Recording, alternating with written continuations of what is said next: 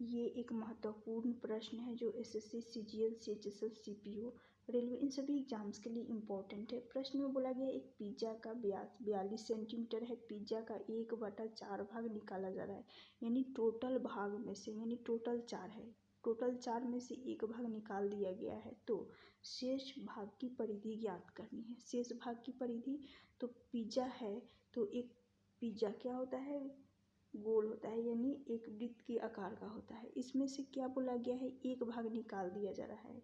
तो 4 में से, यानी इस भाग को निकाल देंगे, इस भाग को निकाल दिए, समझ में आ रहा होगा। जब इस भाग को निकाल देती हूँ, ये वाला भाग निकल गया, यहाँ से काट कर निकाल दिए पिज्जा से, तो यहाँ पर 3 भाग ही तो बचेगा। ये जो 3 भाग बचेगा, क्योंकि एक भाग ये निकल चुका है, ये हिस्सा जो कि निकल चुका है। तो यहाँ से देखिएगा, अब मैं आती हूँ वृत्त पे। तो वृत्त यदि होता तो वृत्ताकार ही तो होता है। तो क्या होता है, केंद्र से परिधि तक की दूरी को रेडियस बोला जाता है। तो यहाँ पर एक रेडियस बनेगा, फिर यहाँ पर एक रेडियस बनेगा, केंद्र से परिधि तक की दूरी, समझ में आ रहा होगा।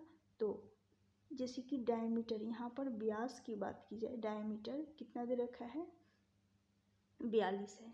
तो 42 डायमीटर है, तो रेडियस इसका आधा होता है। रेडियस कितना हो जाएगा, इसका आधा 21 होगा, माफ़ करिएगा, 44 होता तब 22 होता, लेकिन यहाँ पर 21 हो जाएगा।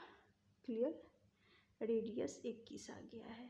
तो यानी यहाँ पर 21 सेंटीमीटर का होगा और ये साइड 21 सेंटीमीटर का होगा। क्लियर। अब हमें क्या निकालना है, सबसे पहले शेष भाग का, इसको भी ऐड करना होगा आखिरी में।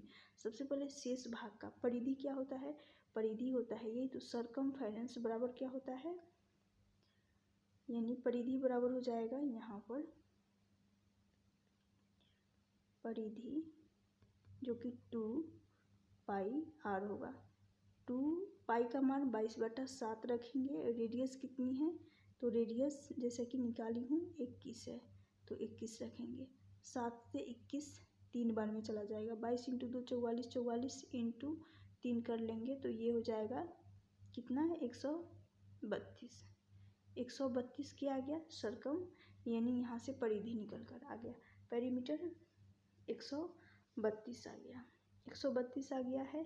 अब क्या करेंगे, यहाँ पर टोटल भाग, ये जो 132 आया है, इस 132 का हमें यहाँ पर 1/3 करना है, तो 1/3 कर देंगे।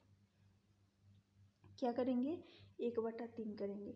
1/3 यदि कर रही हूँ तो इसको काटेंगे तो ये हो जाएगा 4 × 12, यानी यहाँ से आ जाएगा 3।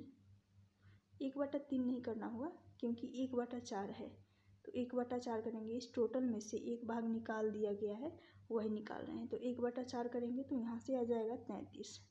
33 आ गया, कितना आ गया, 33 आ गया। क्लियर, 33 आया है, लेकिन क्या करना है, हमें शेष भाग का निकालना है। इस 4 में से एक भाग निकल चुका है, तो शेष भाग पर जब हम कर रहे हैं, यानी इसको सॉल्व कर रहे हैं शेष भाग पर, तो 3 भाग का देख रही हूँ यहाँ पर, ये 3 भाग का निकालना है। तो इसलिए इस 33 में क्या करेंगे, ये जो 33 दे रखा है इसमें 3 का मल्टीप्लाई करेंगे, 3 का मल्टीप्लाई करेंगे, 3 भाग का इंटू 33 करेंगे। लेकिन क्या, इसके साथ साथ हमें ये करने के बाद हमें इसको ऐड करना होगा, जैसे कि 3 भाग हम क्या किए, मल्टीप्लाई किए, उसके साथ साथ हमें इस 21 को ऐड करना होगा, क्योंकि ये भाग भी तो काउंट होगा और ये भाग भी तो काउंट होगा। क्लियर, ये भाग तो हटा हुआ है सिर्फ, तो ये भाग और ये भाग काउंट करेंगे। तो 21 + 21 कितना मिलकर बनेगा, यहाँ से 42। तो अब मैं 42 ले लेती हूँ, यहाँ ऐड होगा, 3 भाग मल्टीप्लाई हुआ तो ये 42 जो कि ऐड हो जाएगा। तो यहाँ से कितना आ जाएगा, 99 देख रही हूँ, तो यहाँ से 33 × 3 99 + 42 करेंगे, ऐड होकर इसका सही आंसर हो जाएगा कितना, 141। 141 इस प्रश्न का सही आंसर हो जाएगा, ऑप्शन डी होगा इस प्रश्न का करेक्ट आंसर। तो ध्यान से देखिएगा, इसमें कुछ नहीं करना था, परिधि निकालना था, शेष भाग यानी 3 भाग का, तो इसलिए परिधि निकालने के बाद 33 यहाँ से आया, 3 यानी 1/4, परिधि तो वैसे 132 आया, उसका 1/4 भाग किए तो यहाँ से आ गया 33। क्लियर, तो हमें 3 भाग का निकालना था, यानी शेष भाग का निकालना था, इसलिए 3 का मल्टीप्लाई किए। लेकिन हमें इस भाग को भी तो नहीं छोड़ना है, इस भाग को भी तो हमें लेना है, क्योंकि वो पिज़्ज़ा जो काटा गया है उस भाग को भी तो लेना है, तो इसलिए 42 को ऐड कर देते हैं। ऑप्शन डी होगा। यदि आप सभी को ये वीडियो अच्छी लगी होगी तो लाइक कर दीजिएगा और इस वीडियो को शेयर ज़रूर करिएगा।